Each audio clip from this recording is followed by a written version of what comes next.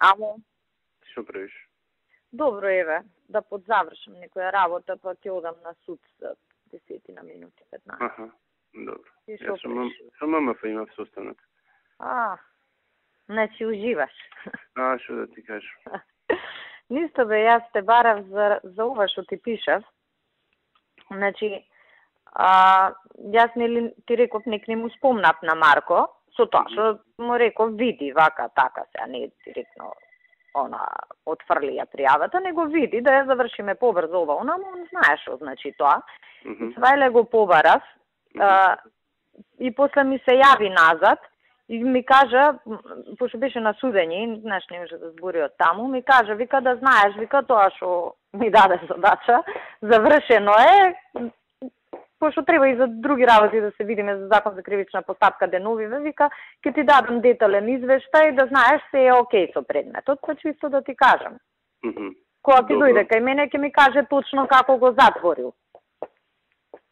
Тоа значи ќе донесат одлука веднаш? Па, он како што го разбрав, јас ти викам човеков на судење, беше и така, малку шифри ми збореше, како што го разбрав, он го затворил предметот. А може да го затвори со решение дека се отфрла. А горе после да истегнам ја на ова кривична за лажно? Па можеш ти да истегнеш пријава. Дали да се занимавам со тоа или да затворам тука страница? Види, тоа е малку вака, ја например искрено ти кажам на никој од мене, знаеш, цела држава ми пушта пријави, не сум пријавила никого за важно пријавување. Пошто не знам да држам во неизвестност. Држи ја во неизвестност. И понатака да стегнам. Да, ќе го видиме рокот за колку време застарува. Оти секој дело застарува некојаш, знаеш. Да. Ќе зборам, јас планирав да го викнам Марко, утре пошто имаме влада, не можам задутре да го викнам да така на подолг разговор, пошто стално знаеш. И провери го и овој аспект. Да, па со него ќе зборам. И незиното кон мене за колку време застарува и обратно. И ќе зборам со него и он да ми каже какви се искуствата. Ти знаеш, битно и како завршувале такви предмети. Сега да не се бламираш ти да си прв удржавава и да ти ја отфрлат, би било глупо. Ако има такво искуство, ќе ти кажам, ќе се договориме. Знаеш, а не ќам сега да го викам на 10 минути, пошто така, и он бара да се видиме и мене ми треба за поише предмети да го испочитувам онака еднаш и така. Пошто и он си има мака со кај него таму и ја како психијатар. Океј, добро, фала ти многу. Супер вест, да еден проблем помоци.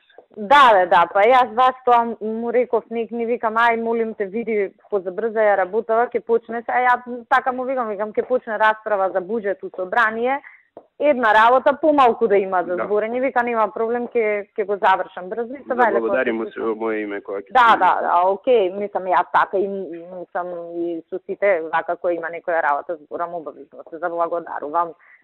Мислам да знаеш тоа, не ти спомнувам, си се подразбира на работа. Така треба да функционираме, мислам, вака се функционира, разбираш, не е да стои отворено една година. Да. Притисок да чувствуваш. Колку е неоправдана пријавата. Ама нема врска. На секој искачање што и да правиш, ќе ти го спомнуваат. Ако не она, некој од тие што се инструирани да ти го спомнат и непријатно е, мислам, други работи која сакаш да кажеш, ова ќе ти го извадат. Океј, се сваате кога можеш. За твојата работа. Ќе се слушнам и он ми е на списоков, ама он ми беше вака подоле по приоритети ова како за поважно ми беше ставено. Ти кажав сега... Абе ми кажа, ма добро. Да не му направат таму некој проблем, па... Добро. Да не може да ја заврши после. Јас ќе го поварам од теков на денов да се договориме, да се видиме, пошто јас ти кажав, не ми е... Пред работа, ако можеш, пред влада. Пред влада. Кога ќе збора вечер, викни го. Утре вечер, кога сакаш ти? Да. Не е проблем, ќе му се јавам, ќе се чуеме. Ти кажам, овие од синдикатов од кај мене, биле кај него, и нешто као за стамбени кредити, она, мислам, нели они си имаат секако програма за стамбени кредити, им понуди уште по поволни услови, пошто нели големо министерство, она синдикат, презадоволни. Дојде кај мене председателот на синдикат. Абе го уби од палење. И ја викам, да, викам, коректен човек е, разбран, вака, така. Абе, шо да ти кажем? И ми вика, ништо, вика, ние сега со него ќе подпишеме договор, јас ќе го замолам да искочиме и на прес, нека знае јавноста, викам. Слушај, па изфорсирајте го тоа, ќе ти биде доста популарно тебе кај вработените. Да, бе, да, ама тоа синдикатот го тера. Ако ти приклучиш... Ама ја го, јас го буцкам, ја му помагам на председател, уствари, ја му реков така да направи. Еден прес заеднички голема работа. Мислам, луѓето тоа ги интересира. Што ги интересира друго?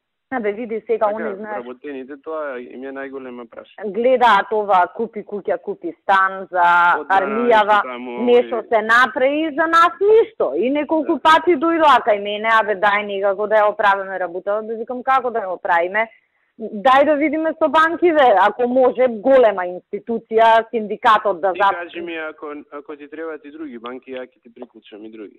Важи, окей. Мислам, они беа презадоволни сате што збореле. Ти викам, само иницијативно дојде кај мене за други работи председателот на синдикат и го испофали.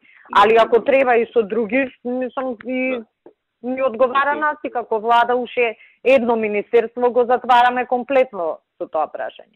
Добро, ќе збориме, ќе ми кажеш. И така, јас сега да се спремам за на суд пак, леле, 100 пати. Ја на економски совет сум, па на после цело ден сум. Ја па денес сум на суд, а уште трае судењево на овој Игор Спасов, кој ќе ме видат таму. Да. Мирно сум, биди. Не, јас не му се притресам. Попладне, па имам пак нервози со градоначалници од источниот регион, ќе треба да се расправаме кај пошто нели он им дава средби. Вчера се видовме на роден ден, нели, му како помина централниот, окей, вика, и тебе, вика, те критикуваше одма тоа, ми кажеш. Маријан Ѓорчев, вика, 2 години барал средба, не се му дал, не може, вика, ме зад на устата со тоа што кажа дека кај мене одма добивал. И толку, ја не одговорив на тоа. Му реков, в исто време ја на тебе правам напори да му најдам 250.000 евра за водовод у Драчево. Тоа е многу поважно него дали се гледаме на состанок. Да. Па и мене ме критикуваше тој. Така. Посредно, ама... Сите неспособни копилиња сега некој треба да им е крив. Ама знаеш што беше она тригер за критиките? Што шефот стана и ја каже методологијата и каже дека има и вакви, има и такви според истражувањево. И некако, знаеш, на кој си има мувата, стана све некои што предчувствуваат дека не стојат добро и почнаа да даваат милион образложение како ќе ни било специфично, дека они би биле подобри, не знам, ти ако си го викнал на средба, јас ако сум го сменела командирот, они немале никаков авторитет, граѓаните од нив барале, а не можеле ништо да направат. И ја му дофрлив на Маријан. Викам, па што се зафаќате со работи што не се ваша надлежност? Пошто ме изнервира, знаеш, сега. Испаѓа, он работел за ВМРО, за идеологија, ние за шо работиме, бе?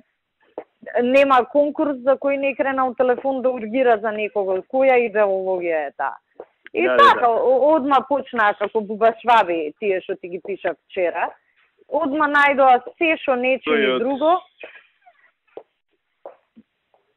Тој од Пехчево и другите сите им се... Абе, ајде, тој од Пехчево последен пат трезен бил кога бил средно школа, мислам, човеков алкохоличар, не сме должни сите да го трпиме, да се изживљава со нас. Баш кај што се му е завршено, мислам, што можево да се заврши законски. Да. Па ја претера, па и овој пустиов со перцепцијата. Леле, колку ми беше смешно. Хипо! Колку ми беше смешно, леле, ке пукнем, знаеш. Збори, ама кај баш на таа тема, знаеш. Вака, кај што е најосетлив, па имаш реплика. И тој дом беше навистина интересен, вака. Знаеш. Ама се случува да се разидат сама. Ама добро, после ќе ги испеглаат ставовите. Да. Али беше тено на очигледно, значи сите што се јавија за збор беа такви, Што почувствувале си ја имаат мувата, па е сега ќе се правдаме. И така. Добро, окей. Ајде, се слушаме. Ајде, чао.